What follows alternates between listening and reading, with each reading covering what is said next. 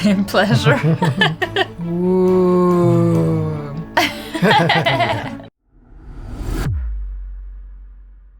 Namaste World Racer, Sabina and Roger here. Let's watch the unheard story of Swami Vivekananda with Swami Mukundananda from the YouTube channel Bhagavad Gita.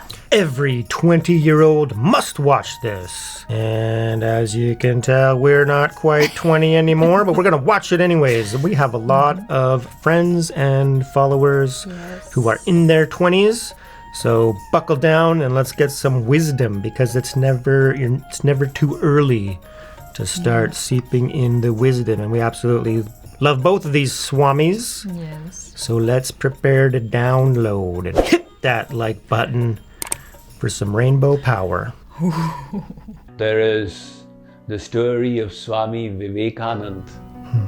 He was probably the first Swamiji who came from India to USA. Now in those days there were very few Indians who would come to USA. So in the ship in which he was traveling, there was an Indian student who was also going there to study. So he was very proud being the son of a rich man, but he had no awareness of the spiritual treasure that is there in the Indian culture and the Indian heritage. So Swamiji thought, let me open his eyes. He said, young man, why are you going to USA? That student said, to study and get a B.Tech degree. Swamiji said, all right, supposing you do become a B.Tech, then what will you do? He said, then I will come back to India and I will become an ICS officer, Indian Civil Service. That was the service during the time of the Britishers. Few people would be selected to it. Swamiji said, all right, supposing you do become an ICS officer, then what will you do? He said, then I will get proposals from many beautiful girls and I'll marry one of them. Swamiji said, let's visualize a little further. Supposing you do get married to a beautiful girl, then what will you do? He said, then I will have children. All right, then what will you do? I will engage in economic enhancement. I will increase my wealth. I will live in a big house, sleep comfortably, eat sumptuous meals, protect myself with my property and bank balance. Swamiji said, then what will happen? He wondered, why is this Swamiji repeatedly asking, then what will happen? Is he trying to pull my leg? He said, then my children will grow up. They will become B.Techs. Then what will happen? Then one day I will retire and go and live in my village home. Swamiji said, after that, what will happen? He said, then I will die. What else will happen? So Swamiji said, this is your life's planning.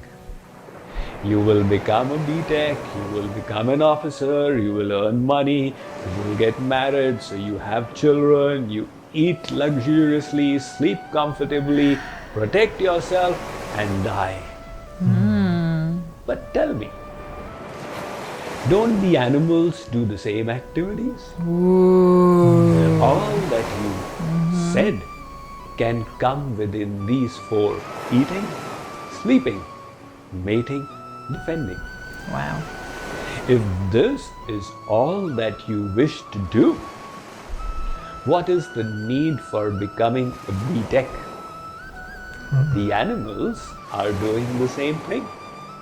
God has blessed you with a special intellect, a human intellect, not to do the animalistic activities in a luxurious way, but for a higher purpose. It's all right. The animals sleep on the ground, you will sleep on a bed. But the pleasure of sleeping is equally experienced by humans and animals. You will eat the 56 kinds of items from a silver plate. The animals graze the grass. They get as much pleasure eating as humans Yes. do. In fact, more, because they don't need to care about cholesterol and diabetes, etc. You will protect yourself with your bank balance and property. The animals protect themselves with their fangs and claws. You will have children. The animals do too. In fact, they are far ahead of us. They have 4 at a time, 6 at a time. How can we beat them? So if by utilizing our human intellect, we engage in eating, sleeping, mating in a deluxe way, we cannot justify our human existence. God has given us this intellect for a higher purpose. Inquire into that purpose of life. Uttishtata jagrata prapya bharani bodha. Awake, arise, and stop not till the goal is reached. Read the Gita. Thank you, Swamiji, once again. I love his videos. I love that story. It really reminds me of one of my first teachers. He would always say, and then what? Right? So the same sort of practice. You would, even going through, not this sort of thing about the life happening in a succession of super ultra positive things, but just if negative things are happening to you, right? You can reflect in the same way and be like, and then what? And then what? And then what? And then what, all the way up until death. And then you'd be like, and that really helps kind of transfer and get that anxiety into the forefront, because everything's not really that big of a deal in the grand scheme of things, especially if you're on the spiritual path, and it allows the process of letting go to happen, seeing the big picture, planning ahead, saying, what do you want to really accomplish in life? Do you want to just go for the mundane activities like described in this young man's planning? Or do you want to start looking into the big purpose, the ultimate reality, the ultimate truth, and realize, getting into that inquiry, which is, like, if humans don't do that, I consider it a big, big letdown and a waste, right? Even if you're just kind of grew up in a spiritual society or a religion, and then you adopt that, and that's good if you're really practicing the teachings, to the best of your ability, but at the same time being open-minded to other faiths and other beliefs, so then you can kind of understand everything, better, instead of being rigid in your belief. And even by studying other beliefs and faiths, then you could even understand your own much, much more, and then develop this compassion and this empathy, and really seeing how other people think and operate, right? So it's the intellect, what Swamiji's talking about here. We've been blessed, and we must use it for a higher purpose, right? And really use that to design your life, because if you don't inquire into a higher purpose, like, you're always going to have a purpose, right? Whatever it is, you're always going to be doing something. That action is your purpose, manifesting in the world. And when you tap into the higher truth of reality, your higher self, even just conceptually understanding how that is, then you can develop a higher purpose. And if we have the capacity to have a higher purpose, whereas animals and regular other creatures, they don't have this capacity. It's just not possible, right? But for us, we do. We must use it. So the skillful means of Swami on the boat doing that inquiry, that begins to open up the mind to higher possibilities, especially being in his presence. It would be like, oh my goodness, what is happening? Yes. And then the mind expands, and then I can see that man on the boat, developing into a higher purpose, and then using his intellect. You can get all those things. There's no problem with having that, but at the same time, you're more able to do others, right? To do good for others, to share your wealth and your wisdom and your knowledge and your influence in a much more positive way than just wanting the wealth to get the fancy house and the food and the cars and the beautiful wife and the children, and then you die. Oh God, that sounds like the saddest life, in my opinion.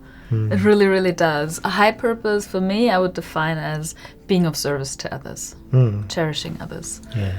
How would you define it? Well, absolutely that, right? That's what it's all about. So, really getting in touch with the God of your understanding and then making it as unlimited as possible, hopefully. So then you got a broad overview and you realize that all creatures, everybody in the world is a part of God, truth, right? And then you begin to become selfless, be of service, to be unconditionally loving, compassionate, kind, caring, high vibration, higher level of consciousness. And then you transmit that, right? So you be that, right? Yeah. So even if we're not capable of becoming on the level, yet of the great masters like Swami Vivekananda, etc., we can still rise up to the capacity that we're able, and we maintain that, right? And then that helps all of mankind.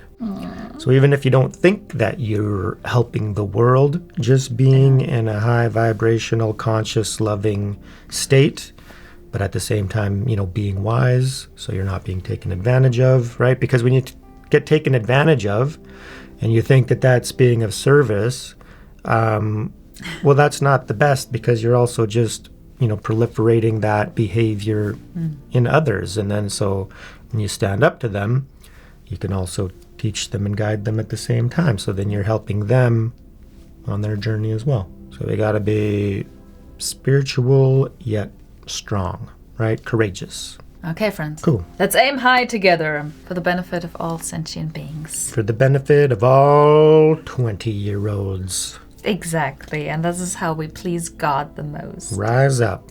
Just love that music at the end. Ba-ba-da-doo-doo-doo-doo. Ba-ba-ba-da-dum. Read the Gita, it's so good. Do-do-do-do-do-dow.